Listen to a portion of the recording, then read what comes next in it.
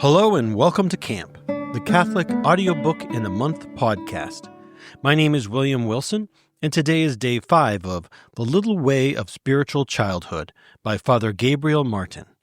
I will be reading Chapter 2, Section 2, which corresponds to the paperback, page 12 through 15. We'll hear about rejoicing when we experience our littleness and helplessness, and how God loves the least and the weak. We'll hear how we must always remain little at any age. Let's get started.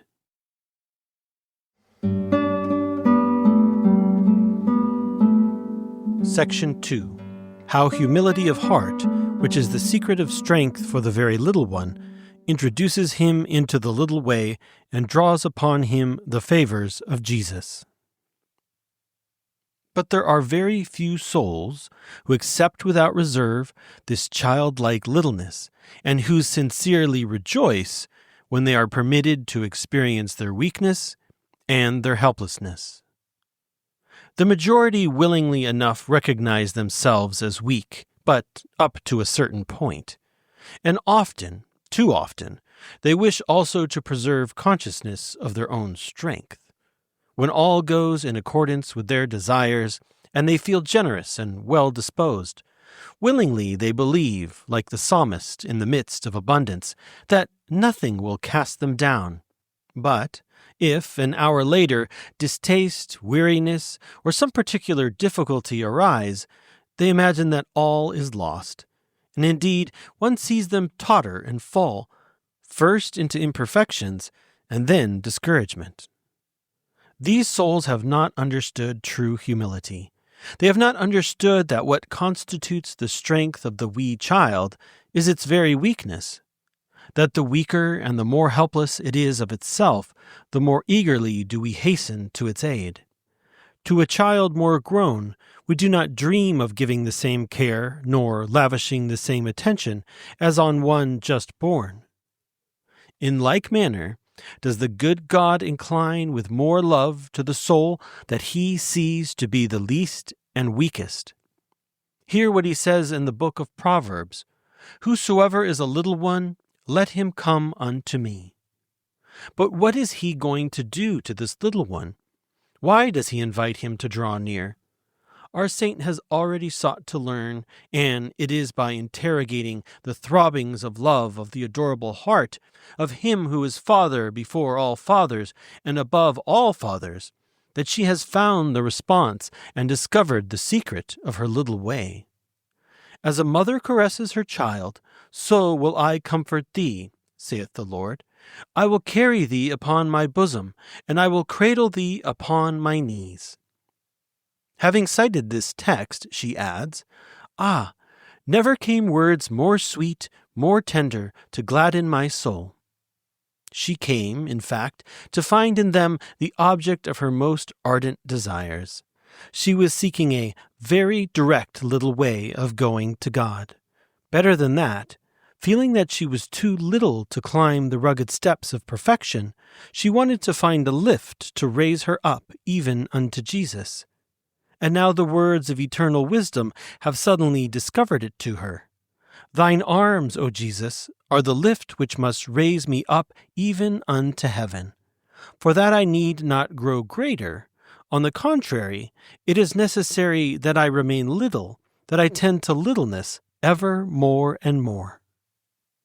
These last words should be carefully noted, and very great attention be given to them, for they contain one of the most important secrets of the life of spiritual childhood. I need not grow. On the contrary, it is necessary that I remain little, that I tend to littleness ever more and more. And here we must notice an essential difference between the natural life and the spiritual life. In the first, one cannot always remain little. There is a necessary growth which, sooner or later, obliges all to leave childhood behind. In the second, on the contrary, the older we grow and the further we advance, the more necessary is it that we become little. Here the steps forward are marked principally by the progress in humility, that is to say, the perception, clearer and clearer, and ever more dear, of our nothingness, so that the more the soul loves to see herself weak and miserable, the more fit is she for the operations of consuming and transforming love. The more does Jesus love her. What pleases Jesus in my little soul is to see me love my littleness and my poverty. It is seeing the blind trust that I have in His mercy. The more does Jesus enlighten her. Because I was little and weak, Jesus stooped down to me and tenderly instructed me in the secrets of His love. The more confidence ought she to have in the all-powerful action of Jesus in her. It was Jesus who did all in me, and I did nothing but be little and weak. We shall see by what follows that this interior work of Jesus in the soul does not dispense her from personal effort. On the contrary, having become a little child in regard to the good God, she must seek every opportunity of pleasing her Father in heaven by her generosity. But we speak here of the fundamental disposition of the life of childhood, which consists, before all, in a state of littleness and weakness recognized, sought after, and loved. And that is why we insist so much on this point. Let us also observe that this state is always possible at any age and in all positions in life. For as Saint Therese asserted, it is quite possible to remain little even in filling the most important offices, and even on attaining extreme old age. As for me, she said, if I lived 80 years, having filled all the offices, I should, I feel certain, be quite as little at the time of my death as I am today.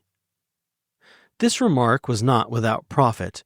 It proves that the little way is suited to all the stages of life, as well as to all conditions. It is never too late to enter it. It is never time to leave it.